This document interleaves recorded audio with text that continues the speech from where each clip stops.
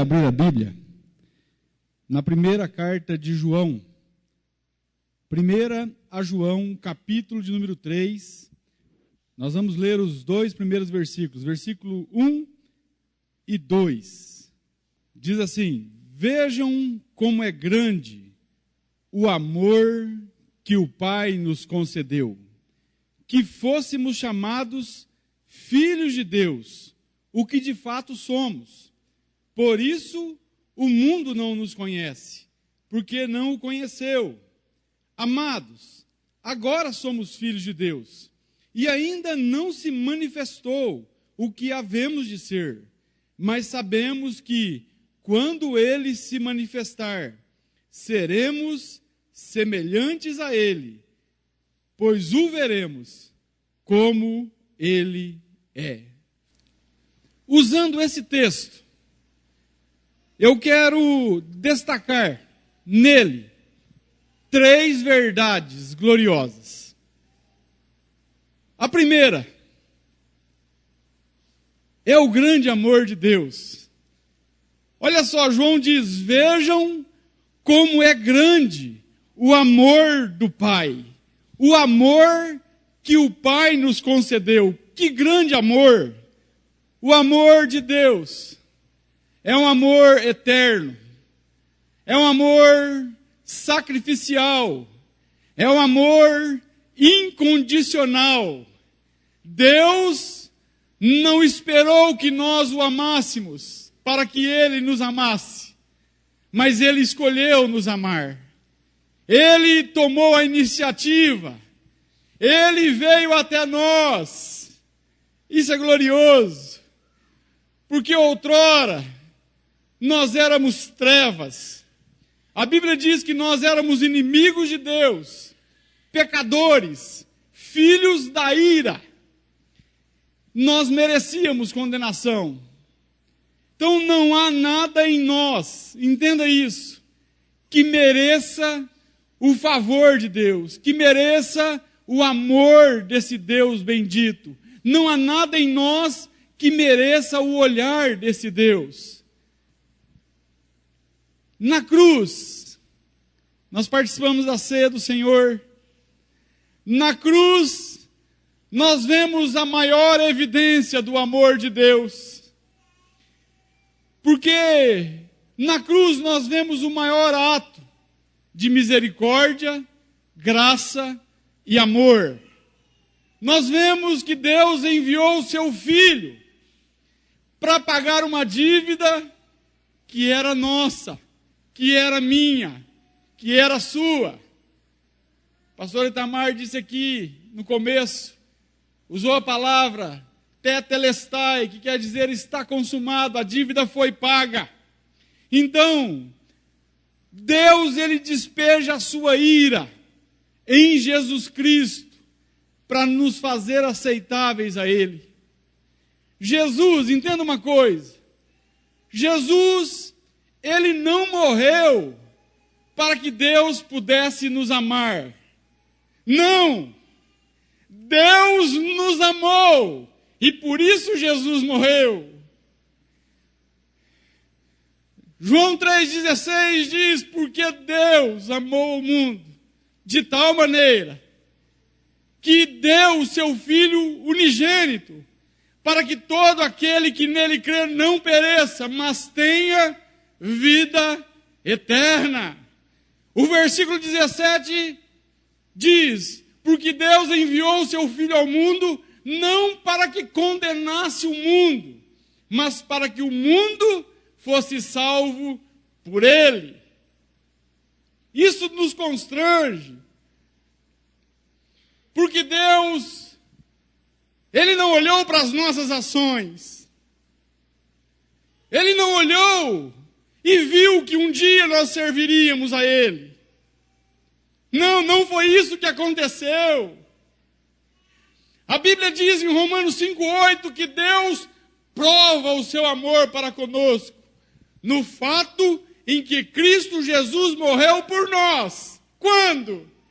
Quando ainda éramos pecadores. O apóstolo Paulo vai dizer que isso constrange. Isso faz com que nós sintamos um espanto. É por isso que João, admirado, ele diz: vejam quão grande amor tem nos concedido o Pai. Por mais que tentarmos, jamais conseguiremos explicar esse amor.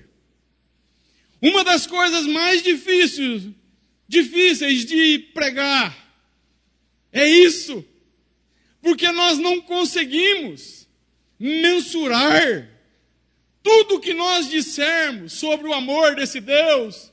Ainda será pouco, será pequeno em relação à grandeza do amor dele.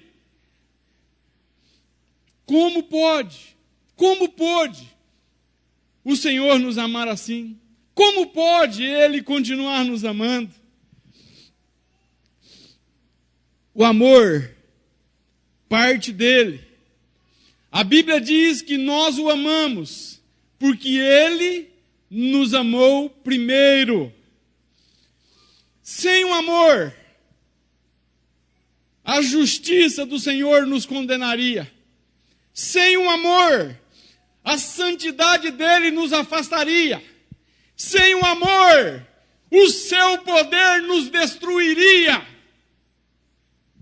Ah, se não fora o amor desse Deus bendito, aonde estaríamos nós? Nós não estaríamos aqui cultuando ao seu nome. Não estaríamos aqui cantando hinos de louvores ao Senhor. Estaríamos jogados na lama fétida do pecado, longe desse Deus, longe de seu amor, como muito vivemos.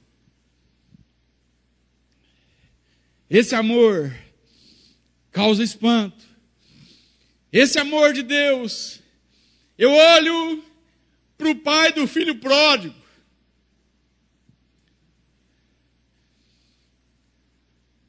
Meu Deus, o filho pede a herança para o pai ainda vivo.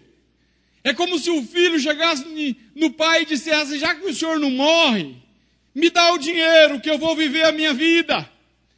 E o pai então reparte com os filhos a sua herança, e o filho mais novo vai. E a Bíblia diz que ele gasta o seu dinheiro dissolutamente. Ele esbanja o seu dinheiro com coisas que dão prazer à carne. Ele afunda-se no pecado. E o pai ficou lá, aguardando o filho voltar. Mas um dia o filho caiu em si, depois de estar comendo bolotas que davam para os porcos, sem dinheiro, sujo.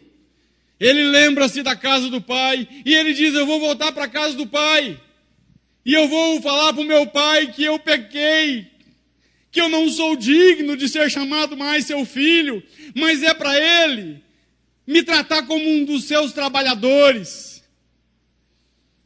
E esse filho volta, e o pai o avista de longe, e o pai corre até o seu encontro, e o filho ensaia um pedido de perdão. Mas ele já estava perdoado. O pai lança-se em seu pescoço e o beija. O pai devolve a ele a autoridade de filho. O pai promove uma festa. Quando nós estudamos aqui o curso Aliança, que o Ricardo e a Tânia deram, eu lembro-me quando o Ricardo falou sobre aliança no sangue. Ele disse que todo judeu tinha um boi cevado, um boi gordo, que era guardado para quando o rei viesse na sua casa. E quando o filho pródigo, ele volta, o pai pega esse boi gordo, que era para o rei, e mata para o filho que saiu. É amor demais. Não dá para entender.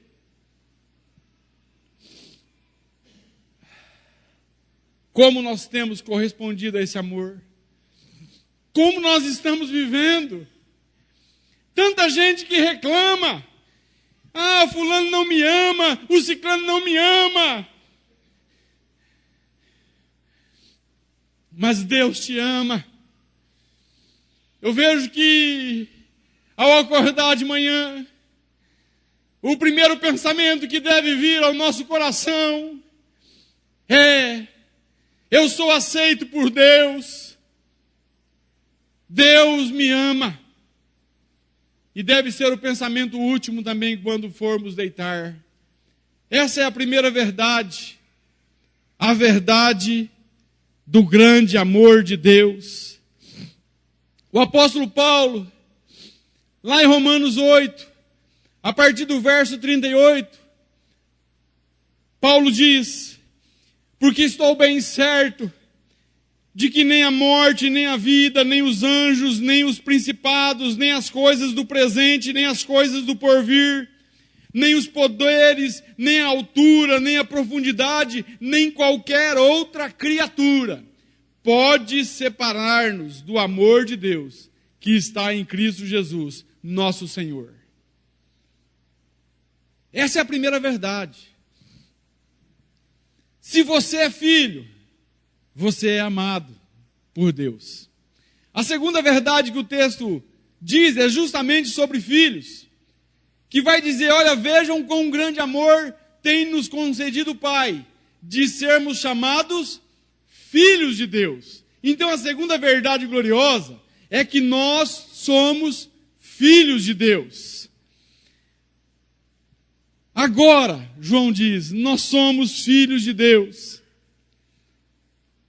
Às vezes não paramos para analisar isso, mas como isso é glorioso. Somos filhos, não por causa das nossas boas ações, mas por causa do amor de Deus. Nós somos filhos porque Deus, Ele nos alcançou. Deus, Ele transformou as nossas vidas. Filho de Deus não é um título, mas é um fato. João diz, agora nós somos filhos de Deus, e isso é um fato. Como podemos ter certeza que somos filhos de Deus? Quem nasceu de novo tem essa certeza. Somos filhos de Deus. O mundo não nos conhece, porque não conhecem a Deus. Não espere que o mundo vá reconhecer que você é filho de Deus, porque não vai. As pessoas que não conhecem Deus não conseguem ver a filiação de Deus em você. Somos filhos de Deus. Aí Romanos 8, 14 ao 16. Olha só o apóstolo Paulo novamente usado, inspirado pelo Espírito Santo. Ele vai dizer: porque todos os que são guiados pelo Espírito de Deus, esses são filhos de Deus. Porque não recebeste o espírito de escravidão, para outra vez estardes em temor, mas recebestes o espírito de adoção de filhos, pelo qual clamamos, Abba, Pai. Então o mesmo Espírito, o Espírito Santo, testifica ao nosso espírito que nós somos filhos de Deus. Quem é filho de Deus tem a convicção disso, pois o Espírito Santo mostra a ele, testifica a ele. Agora, você pode perguntar: Paulo, mas não são todos filhos de Deus? É um ditado, né? Que diz isso, que todos são filhos de Deus, mas a Bíblia não diz isso. Pelo contrário, a Bíblia ensina que só é filho de Deus aquele que nasceu de novo, que é guiado pelo Espírito Santo, que recebeu de Deus o poder de ser filho. João, capítulo 1, versículo 11 e 12, diz assim: veio para o que era seu, mas os seus não o receberam. O versículo 12 diz: mas todos quantos o receberam, deu-lhes o poder de serem feitos filhos de Deus. Então, é preciso vir um poder para você se tornar filho de Deus. É quando você nasce de novo. Então, ninguém se torna filho de Deus por seu próprio esforço. Não é na força do nosso braço. É pela obra de Cristo, pelo poder dele. Talvez você ainda tenha dúvida, mas preste atenção. Marcos 16:15, Jesus disse assim: ide por todo o mundo e pregai o evangelho a toda criatura. Porque se todos fossem filhos, como eu queria, viu? O mundo não seria esse caos que é. Como eu queria que todos fossem realmente filhos de Deus.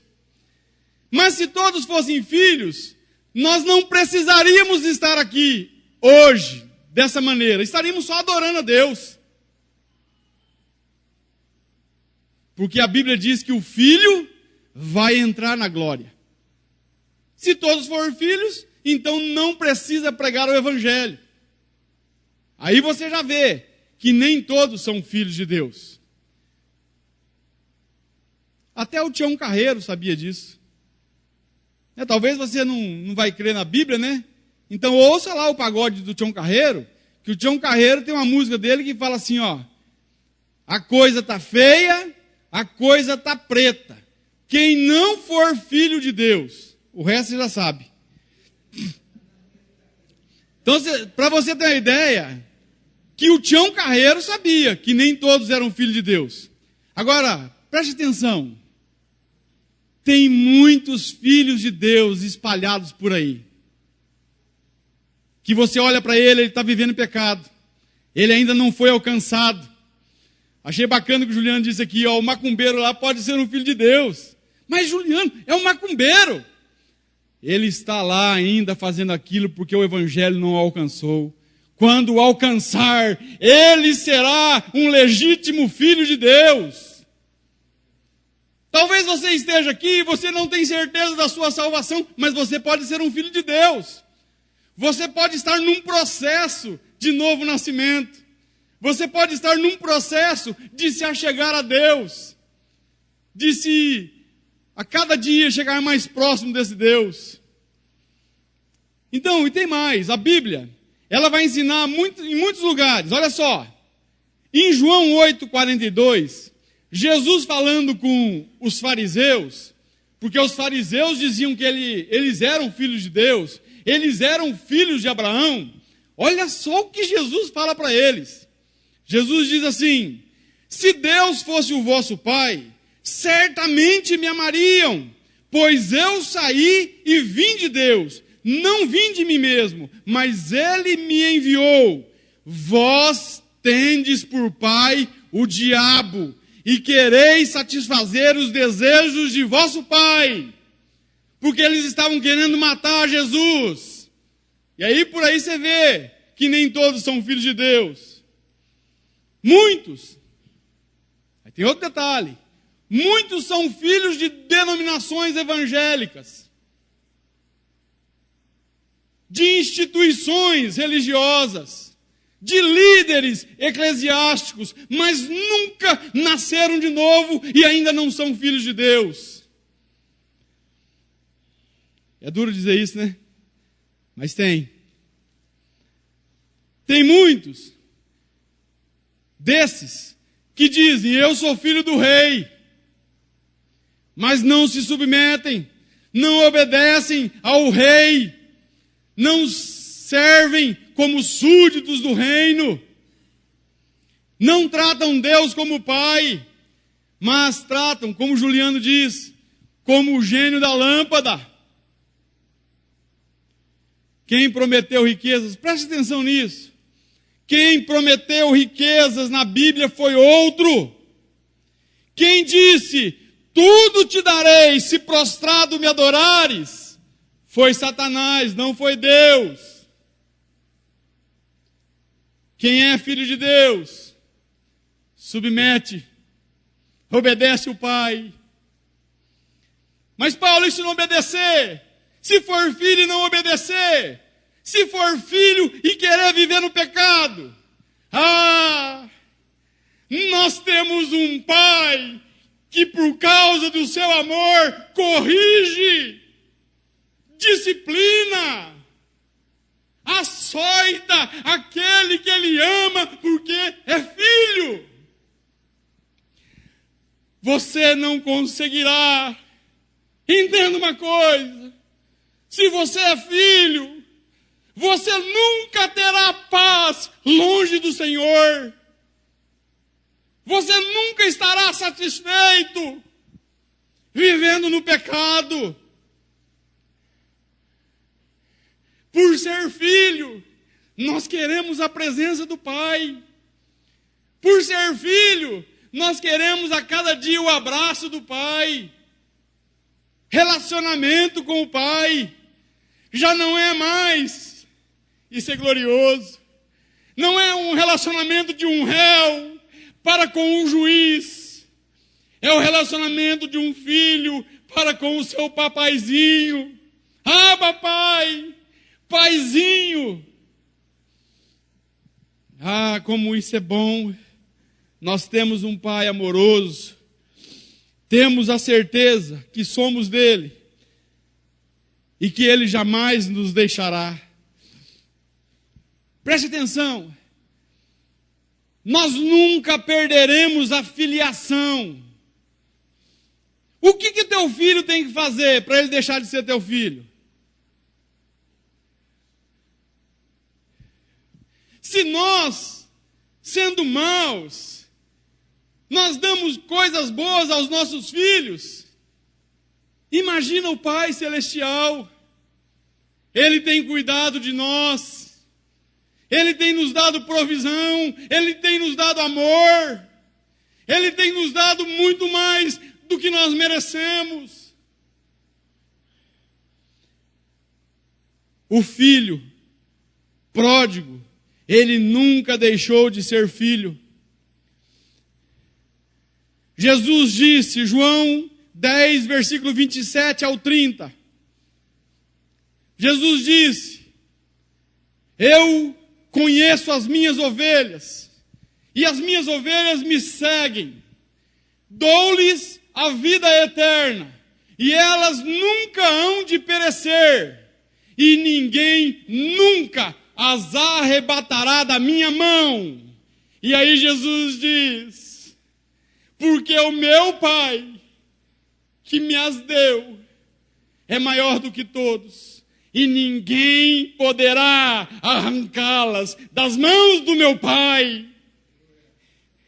Isso é glorioso. Como é bom poder ser filho. Às vezes nós afastamos. Tem uma ilustração de um pai com a sua filhinha de 5 anos. O pai dava todo amor para aquela filhinha. E a filhinha foi crescendo, e o pai a presenteando, e o pai tratando ela bem, porque a esposa morreu no parto dela. E essa menina cresceu, sob os cuidados do pai. Um dia ela arrumou um namorado, e o pai não se simpatizou com o namorado e disse, filha, esse jovem não é para você. E a menina então não quis mais saber do pai. O pai tentou fazer a melhor comida, ela não comeu. O pai deu-lhe o mais bonito vestido, ela não usou. No Natal, o pai vai e chama ela para dançar. E ela levanta-se da mesa e ela corre para longe do pai. Ela foge com o namorado. E o pai, então, já não tinha mais como encontrá-la, porque não tinha o endereço para onde ela tinha ido. E essa moça, então, foi viver com aquele rapaz. Alugaram uma casa, passaram muitos momentos difíceis. Quando foram despejados da casa, aquele rapaz fugiu e deixou ela sozinha. Ela, então, teve vergonha de voltar para a casa do pai. Ela foi tentar viver a vida da maneira dela. E foi a pior coisa que aconteceu. Porque ela parou numa boate e tornou-se prostituta. Toda semana chegava uma carta do pai, porque o pai dava na mão de um primo que sabia onde a moça estava. E ela guardava no seu armário e nunca abriu nenhuma carta do pai. Passaram-se anos. E um dia, quando ela entra no seu camarim, tem um envelope na sua mesa. E ela olha, não tem selo do correio. E ela corre, pergunta para as moças: o que aconteceu aqui? Da onde veio esse envelope? E a moça disse: um senhor esteve aqui e entregou para você ler. Ela então abre aquele envelope. E naquele envelope estava escrito: não me importa o que você fez. Não importa o que você se tornou. Você é minha filha. Volta para casa. Volta para casa. Ainda está de pé o meu convite, que eu enviei todas as outras cartas. Então ela correu e ela puxou todos aqueles envelopes e abriu um por um, e sempre estava escrita a mesma coisa. E ela foi e voltou para a casa do pai. Quando ela chegou na casa do pai, o pai olhou para ela, uma mochila nas costas, numa mão, e o envelope na outra. Ela disse: eu aceito o convite, e correu para os braços do pai. E ficou o envelope no chão, um deles dizendo: volta para casa, vem dançar comigo nesse Natal. Eu me identifico com isso, porque eu vejo que Deus muitas vezes age assim conosco. A gente acha que ofendeu a Ele, a gente acha que Ele está bravo, a gente acha que não tem mais perdão. E Deus então faz isso. Nada nem ninguém pode nos separar do amor do Pai.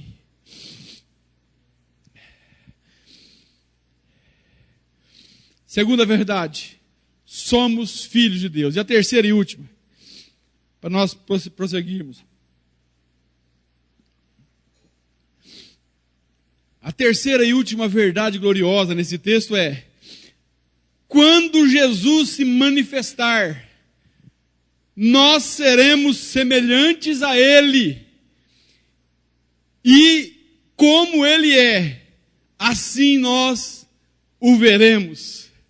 Que promessa gloriosa! Jesus prometeu voltar. A ceia do Senhor diz: todas as vezes que comerdes e todas as vezes que beberdes do cálice, anunciai a minha morte até que eu venha. Ele vai voltar. Ele voltará para buscar os seus filhos. Ah, como eu anseio esse dia.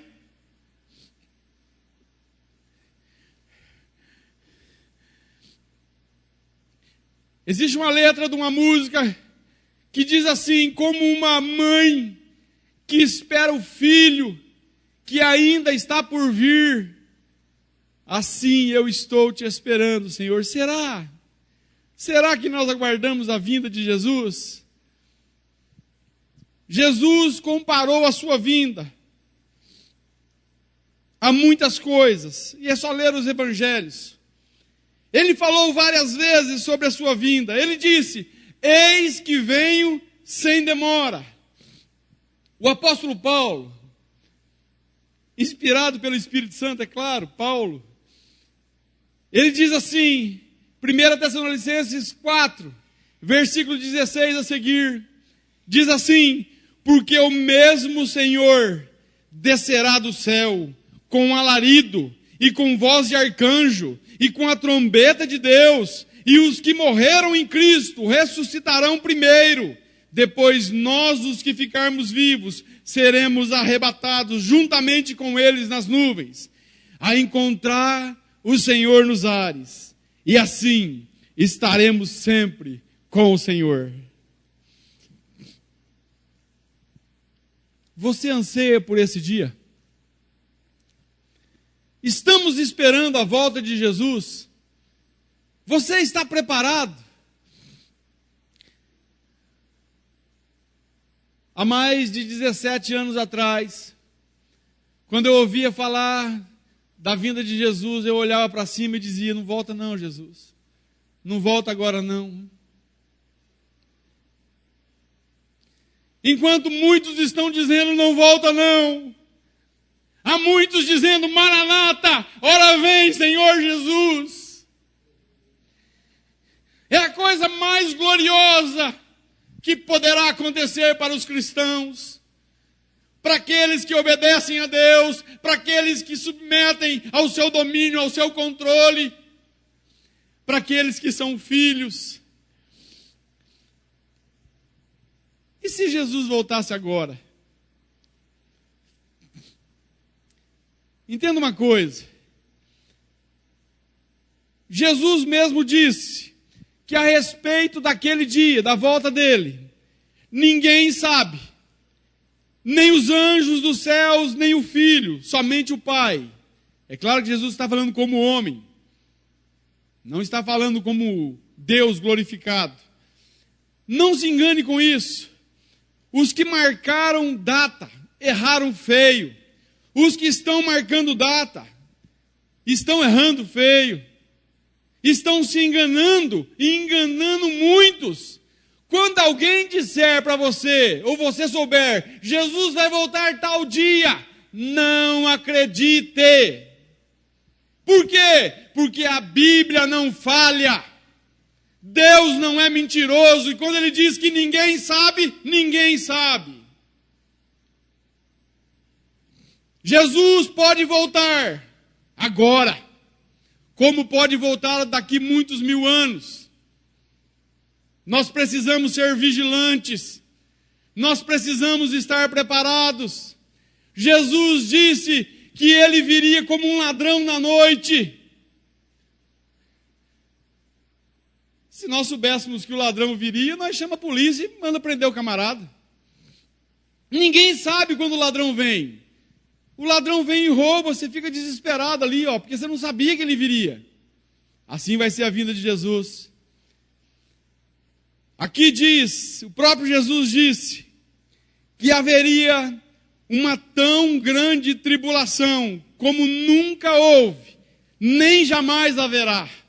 E Jesus disse: se esses dias não fossem abreviados, ninguém sobreviveria. Mas por causa dos eleitos, esses dias serão abreviados. Então entenda uma coisa: os eleitos estarão na grande tribulação. A igreja estará na grande tribulação. Deus nunca poupou seus filhos. Deus nunca poupou seus servos. Deus nunca poupou a igreja. Por que haveria de poupar aqui?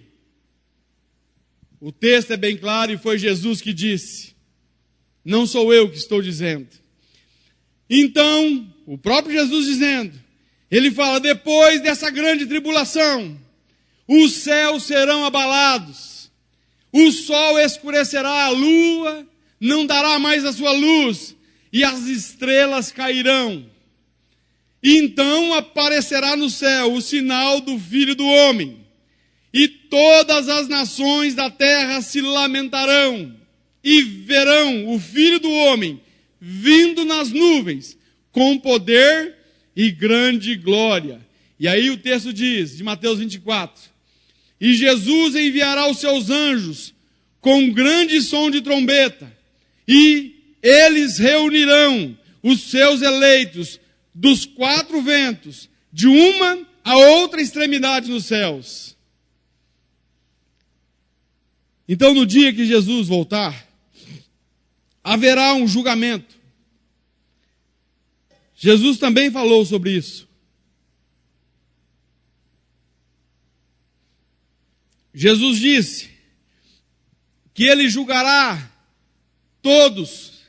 Ele colocará a ovelha à sua direita, as ovelhas, e os bodes à sua esquerda. E ele dirá aos que estão à sua direita: vinde, benditos de meu Pai, para o reino que lhe está preparado desde a fundação do mundo. E dirá aos que estiverem à sua esquerda, aos bodes: apartai-vos de mim, malditos, para o fogo eterno, preparado para o diabo e os seus anjos. É duro, né?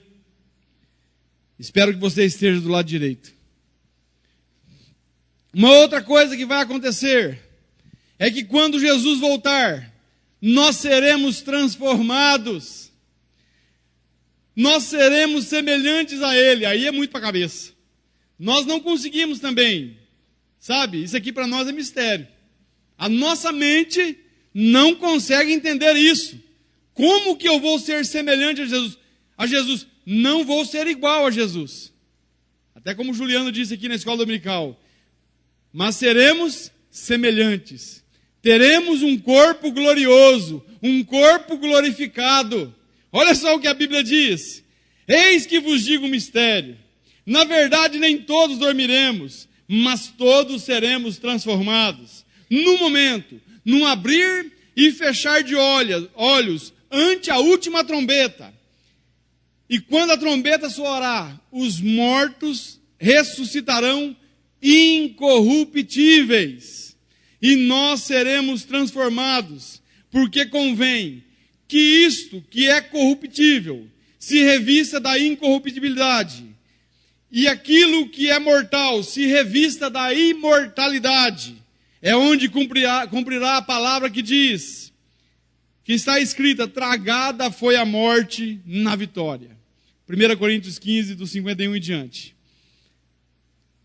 Hoje, nós estamos limitados a esse corpo terreno.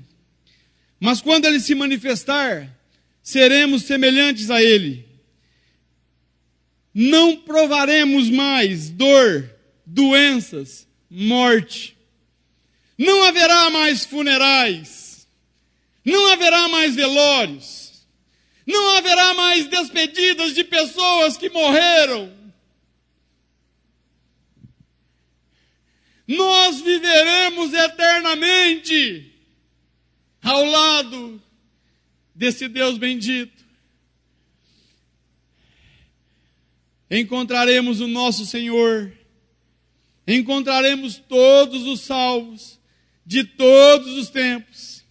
Os nossos entes queridos e amigos que partiram salvos. Encontraremos Jesus. O veremos como Ele é. Que glorioso vai ser isso. Nós não o veremos como Michelangelo pintou na tela. Não o veremos como o Cristo do Corcovado, no Rio de Janeiro. Não veremos como nós vemos nas estátuas de Aleijadinho. Não veremos Jesus como nós vemos, como nos filmes de Zeffirelli e tantos outros. Não veremos um Jesus triste, cabisbaixo, como nas imagens de escultura. Nós veremos um Cristo vivo e o veremos como Ele é. Como vai ser glorioso isso, dizer: obrigado, Jesus, obrigado. Isso deve encher o nosso coração de esperança. Isso deve fazer com que eu e você caminhe a cada dia em santidade com o Senhor, nos purificando a cada dia, entendendo que o nosso Deus é santo. Isso é glorioso. Eu quero orar. Quero que você feche os seus olhos mais uma vez.